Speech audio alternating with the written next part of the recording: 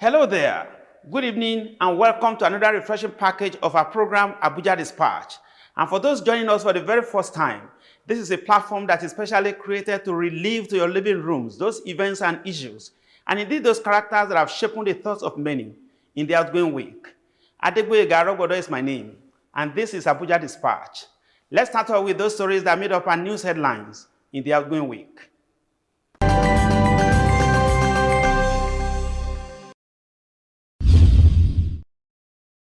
President Muhammadu Buhari says he will await the final outcome of the constitutional review process before presenting the report of the review of the vertical revenue allocation formula to the National Assembly as a bill for enactment. The president stated this in Abuja while receiving the report by the Revenue Mobilization Allocation and Fiscal Commission led by Engineer Elias Mbam. The Nigerian leader, President Buhari, said as an advocate for grassroots development, he has always remained committed to ensuring that all tiers of government are treated fairly, equally and justly in the sharing of national resources. And President Muhammadu Buhari has given assent to Executive Order 11 on National Public Buildings Maintenance. Speaking shortly before appending his signature on Wednesday, Mr. President directed all ministries, departments and agencies of government to set up maintenance departments in line with the provisions of the new executive order, as it now gives legal backing to the country's national maintenance policy, following its earlier approval by the Federal Executive Council. President Buhari added that the government had already started utilizing the policy to give a facelift to some of its buildings, like the Federal Secretariat, ABUJA, and 24 others spread across the country.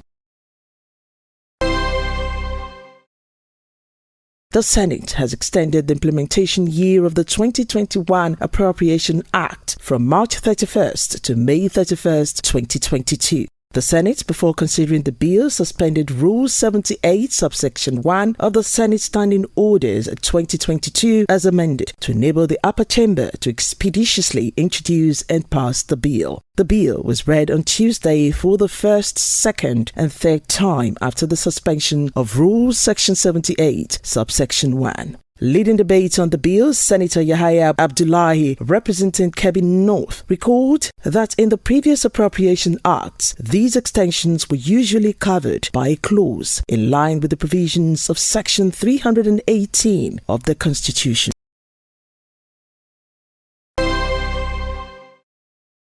The Speaker of the House of Representatives, Femi Gbajabiamila, has called for effective synergy in efforts to nip in the bud the incessant attacks in the country by bandits. Tuesday, during an interface between the leadership of the House and service chiefs with Minister of Transportation and heads of concerned agencies regarding the recent attacks of the Kaduna International Airport and the hijack of the passenger train along the Abuja-Kaduna rail track by bandits.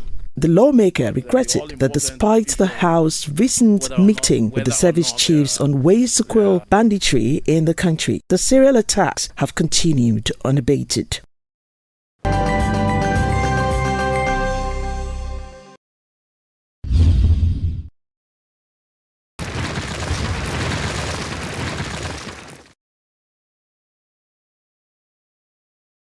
On Monday, March 28th, a train heading for the northern city of Kaduna from Nigeria's capital Abuja was ambushed by suspected bandits who bombed its tracks. Dozens of passengers were abducted and an unconfirmed number of people were killed during the attack. Many are still missing. Typical of Nigeria, to shorten the process can save lives like this. There are equipment that pick sensors on if you touch the track. But unfortunately, the process has not been able to get us that approval that we need to import those items. We've done all we need to do in the Ministry of Transport. We've sent it forward for approval. We've not gotten the approval. That's certain. That Monday's train attack was the second in 6 months on the same route after explosives were laid on the tracks last October. Witnesses say that time the train hobbled on to its destination afterwards. Terrorists have in recent times stepped up attack on communities and public facilities in Kaduna State.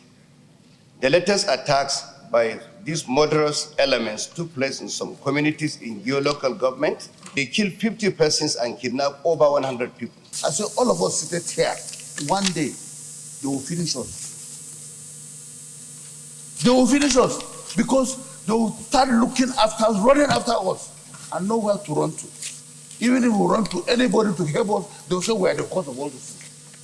There must be an urgent action should be taken immediately to solve all these problems. Terrorists have declared war against Nigeria, and I think it is time for Nigeria to declare war against these terrorists. And for over 2 years, this has been happening. So there's no way that you can tell any person that the security will not or have not been able to locate or strategize in order to address the security in Kaduna. Many forests in the northwest, especially the twin forest of Mashema in Zamfara North, bordering the nearby Niger Republic, and Beniguari to the south, leading to the neighboring equally insecure state of Kaduna, have served as bases for the bandits to stockpile sophisticated weapons. We must appreciate what the federal government has done in terms of providing the enabling environment also for the military to wage this war against terrorism. I think Nigerians we've forgotten very, easily that 7 years ago, it was impossible to go to most parts of the country, especially in the northeast. I remember that when we came in 2015, of the 20 local governments in Borno State, 13 were under the full control of terrorists, of Boko Haram. But in recent times, we can see that there's no one single local government today under the control of Boko Haram. 2 local governments are still not occupied by human population. I think there is some certain misunderstanding. Some say that 2 local governments are under the control of Boko Haram. No. 2 local governments are not occupied by human population. But whether we like it or not, it's right, because if 2 local governments are not occupied, what does it mean? It means the capacity is not there to protect the human population to go to these local government areas. But we are working with the Nigerian army to ensure immediate resettlement of people to Malampaturi, which is the headquarters of Abadam local government. Insecurity in Nigeria has gone full circle in recent years due to the countrywide emergence and domination of various non-state armed groups. With differing rationales, objectives, and modus operandi, these actors include criminal gangs, separatist groups, Islamic fundamentalists, and amorphous kidnappers dubbed unknown gunmen in Nigerian media. While these attacks pose threat to food security in rural areas, failure to bring killers to justice also fuels feelings of impunity, according to a report by Amnesty International. You remember stories from some of the northeast states where farmers have to be guarded by soldiers before they can go to their farm. How much do they have to pay? And should they pay? What are they going to charge to break even at the end of the day? So the issue of insecurity is hydra-headed. The chain effect, it has not even started. That is why every morning you go to the market, you see a new price. And it will continue to haunt us until something drastic is done. The insecurity, especially in the north, has greatly affected the cost of food, because farmers can go to the farms to harvest their crops. When they go, they are either killed or kidnapped. And, this has affected movement of food from the north down to the south. And of course, when there's the scarcity, the next thing is there's going to be a hike in the prices of food items in the market. In spite of the scale of violent attacks by bandits, the significant toll of the impact on women and children is yet to receive sufficient attention in policy responses. This is despite escalating attacks often targeting vulnerable women and children and endangering the latest right to education. The United Nations Children's Fund, UNICEF, says at least 1 million children will likely stay away from school because of the threat of violence, following the targeting of pupils in 2021 alone. This trajectory portends serious implication for Nigeria, a country blighted by endemic poverty in the northwest and reputed to house the highest number of out-of-school children in sub-Saharan Africa.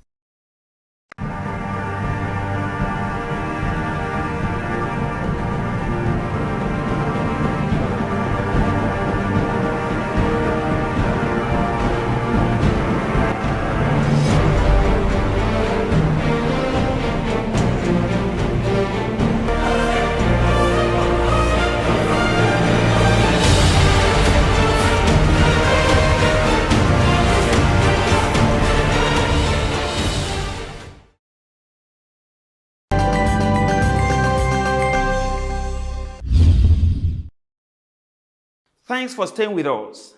Since after the first census was undertaken in Nigeria in 1962, census exercises have triggered political, social, and religious controversies, geopolitical distrust, and disputes that negatively affect nation building and sustainable development in the country. This week on Split Views, we had a no-holds-barred session with Honorable Nasir Issa Kwara, who is the chairman of the Nigerian Population Commission, the body mandated by law to collect, analyze, and disseminate population and demographic data in the country for strategic planning. Join us.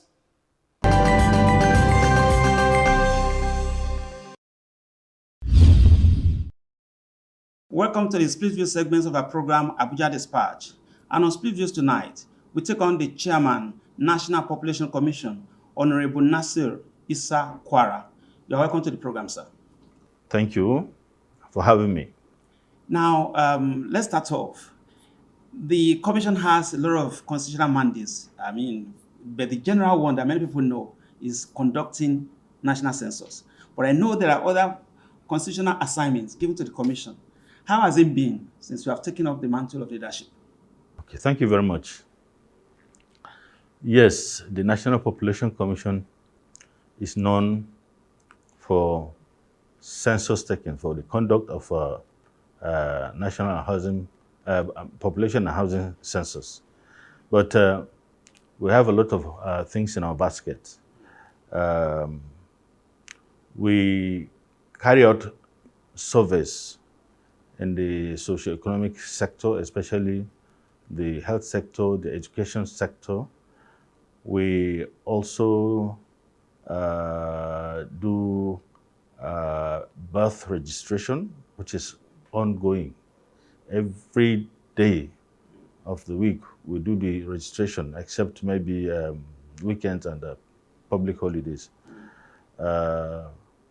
We also advise government on population matters, especially as we are in now, given the current structure of Nigeria's population, where there's preponderance of youth population. We advise government on what to do to make sure that we get a demographic dividend from this population structure. We do a lot of other things. We also take stock of national assets. From what we are doing in the enumeration area demarcation, we know the stock of buildings that we have in the country, bridges and what have you. We know the stock. So those are things that we've been doing. But census has been the main thing. And we're hoping that we should be able to, with the technology we've adopted, census will not be as extensive henceforth as we've been doing before, because the mainframe, which is the EAD, has been well established for use in future censuses too. Now, let me ask you this. You've been talking about demarcation exercise. What is enumeration area demarcation? What does it mean? Oh, thank you very much. Sorry, I assume that, yes, but I'll provide the answer. Enumeration area demarcation is an exercise that the National Population Commission does in, the entire landscape of the country is split into some smaller units that can be handled by two enumerators, because we normally have two pairs of enumerators who go and conduct census. By the time we're conducting census, normally times are given 3 days or 2 days.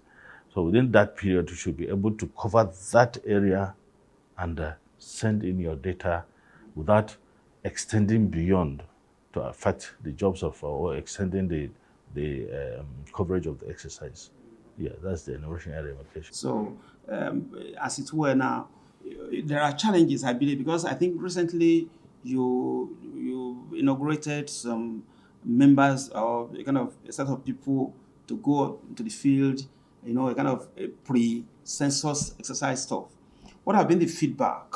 The response is quite good. You see, Nigerians are very, very interesting human beings. Some, in fact, a large proportion have given us the cooperation that we need, and we're thankful to them for that. There are a few that are, very adamant. They prefer to continue to criticize government work. They see it more as something else. Then there are those that just sit on the fence. They are nonchalant. But we are on our part are trying to bring everyone on board so that we can accept this exercise as our own. It is Nigeria's exercise, not the Commission's exercise, it's Nigeria's exercise. We should adopt it as our own. The federal government takes the responsibility for funding the census because it's in the exclusive list. But the benefit of census is not to federal government alone, it's to the states, local government, and even international community. Yes. Now, that means that you need the cooperation of the local government, the state government, and even private, stakeholders generally. Have been given that. The state government normally comes in handy when we go in for the enumeration area demarcation.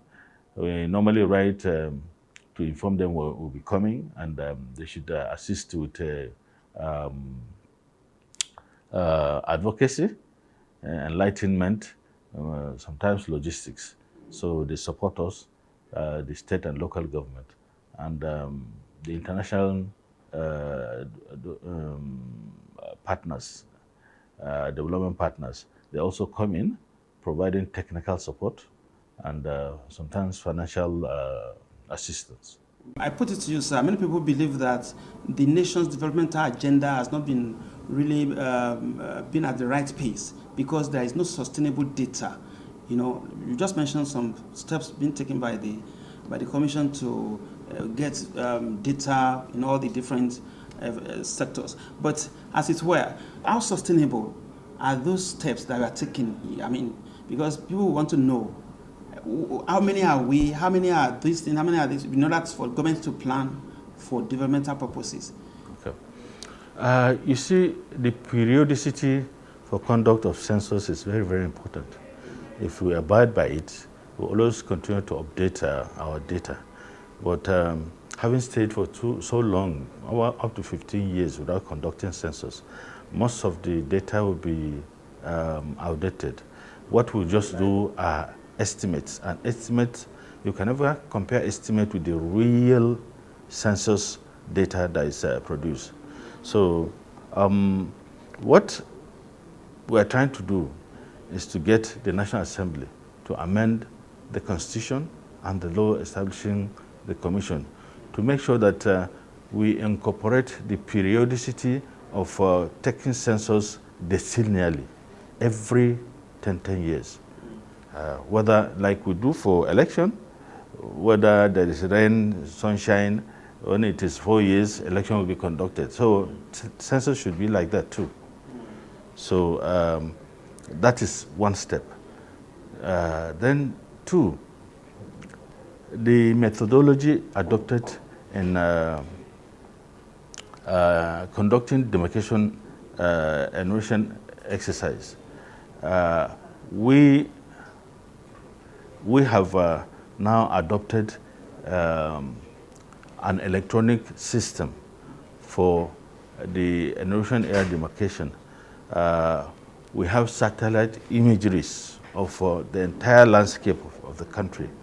And We have that, and this is a frame that will not change. If you build your house 10 years ago, it's still there, it should be seen by now. And the next 5-10 years, it should still be there. Maybe there just be improvement if you want to renovate. If there are houses that were constructed, when we're doing the innovation education, they are halfway finished. By the time we're reviewing the process next time, we'll find it a complete building and probably occupied. So it is something that we have developed now that we continue to build on. In the past, we used manual system.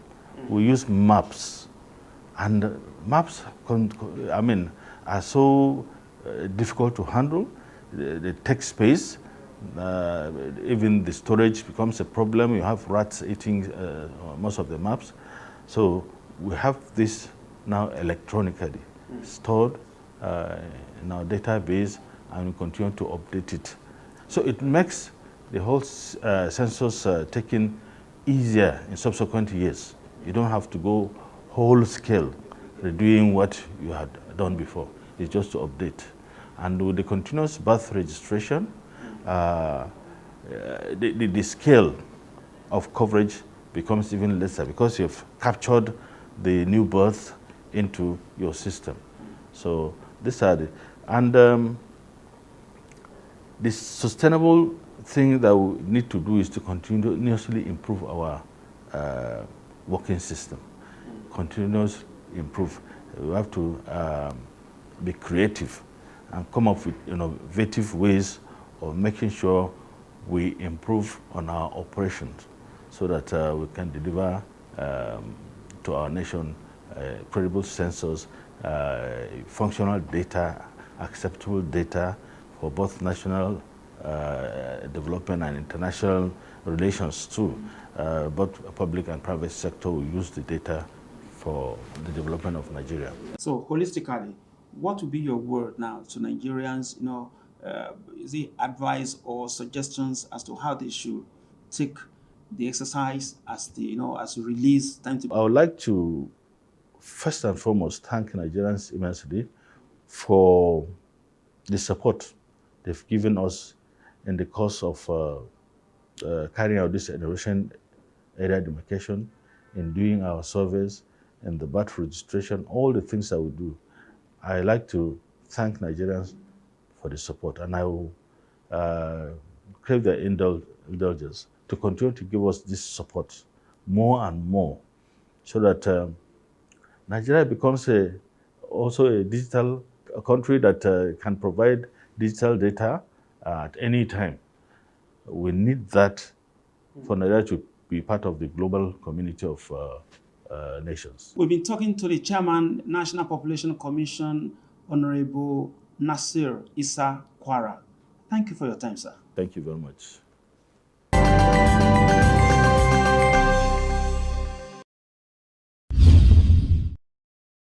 Mr. President has said that he will no longer tolerate a situation whereby bandits and kidnappers are the ones dictating the pace and setting the tone.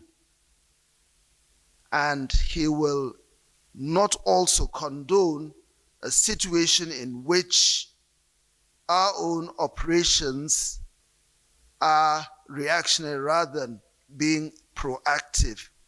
He has also indicated his willingness to provide all the resources required by our own troops in order to put down these criminals. They must be brought down with all the ruthlessness that is required, and whoever is working in collaboration with them will be brought to book. I'm also to send out a warning to those people who think they can continue to behave in a manner that undermines national security. Those people are engaging in all kinds of underhanded, unscrupulous, mischievous, and deceitful practices. People who are working with those that are in government, in particular critical agencies of government, have to be fished out. That is how far time can permit us tonight on Abuja Dispatch. For further information, comments, and suggestions, you can reach us out on any of our various social media platforms.